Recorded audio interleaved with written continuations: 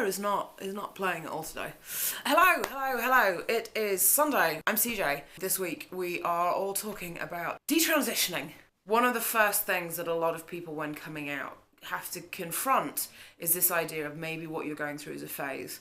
And actually what detransitioning really does is, I think when we talk about it, it taps on our own insecurities about what's going on and what's difficult and what's hard. I understand why members of the trans community get riled up about the concept or when they hear about somebody detransitioning. Now, I'll say I don't know anybody that's gone through detrans. I mean, I don't even like the word because transit, like, you can't detransition. Like, linguistically, it doesn't work. You know, you're transitioning, you're just transitioning in another way. It's a concept that I have war with because I think the language that we use to talk about it is so hugely wrong and it's untidy and it's unfair. I think it's really problematic, and I think it's really problematic from like an academic viewpoint. Do you know what I mean? Like, we are so much in this sphere of either you transition and you go from one direction to the other, or you detransition, which is where you go back. And I'm certainly fundamentally, I feel like you guys know this, but like, I am not into the policing of people's bodies. I don't think that that's a fair thing to do. I don't think that it's a right thing to do.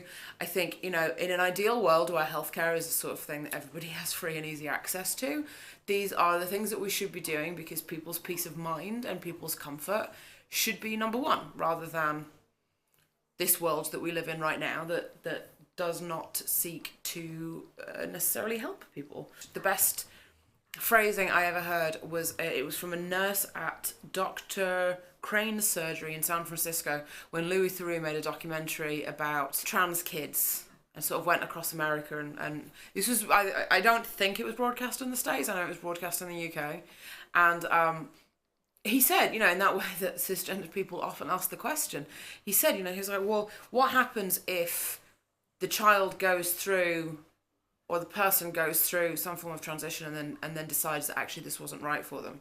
The nurse was incredibly compassionate, and she said, well, at least that person's going to be around to make that choice. And that's really the crux of where I fall on this. I'm not going to talk to you about whether or not what my personal opinion about transition and detransition and all of that is, because, like, who cares? I'm not detransitioning. I may do. I don't think that I will, but I don't have an end sight. For me, I don't feel as binary as I'm going from one direction to another.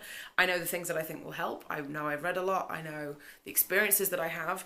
I can't say that there won't be elements where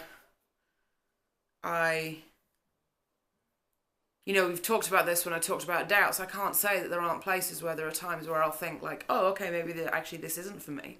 But we don't know. Nobody knows. There is no roadmap for this thing. There is nothing where we can be like, I understand, like, this is what's happening. And because of that, to be super critical of people who are sort of struggling through and trying to find their own way is,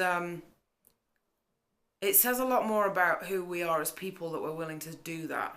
To be honest, I think if you have gone through any form of transition and then are continuing to transition this is making me so uncomfortable, and it's making me so uncomfortable because I don't have the words. And I like to think that I always have the words because that's who I am.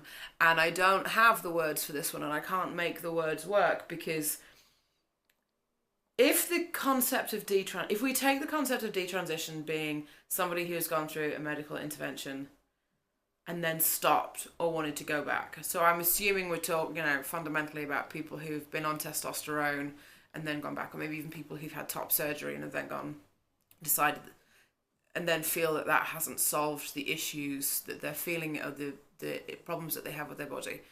Then, like, so what?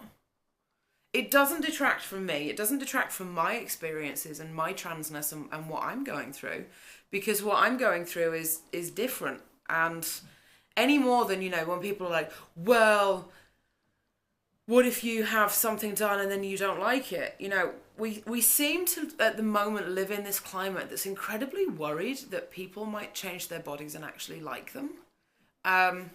Which, if I get really super political for a second, you know, we do live in a world that benefits if people don't like themselves.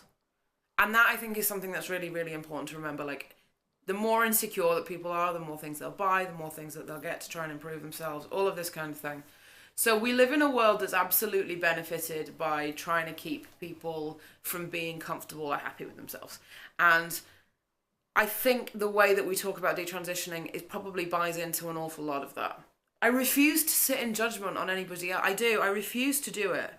Particularly, I think, for people who are struggling through trying to find their own way. When I talk to other people about what I'm going through, they can't necessarily correspond their feelings to what I'm going through. And so I ask for that kind of understanding from other people. So I feel like I should be able to give it. So there's my ramble for this week. That's all I've got for you. So I hope that wherever you are it's sunny, and I'll speak to you next week. Bye.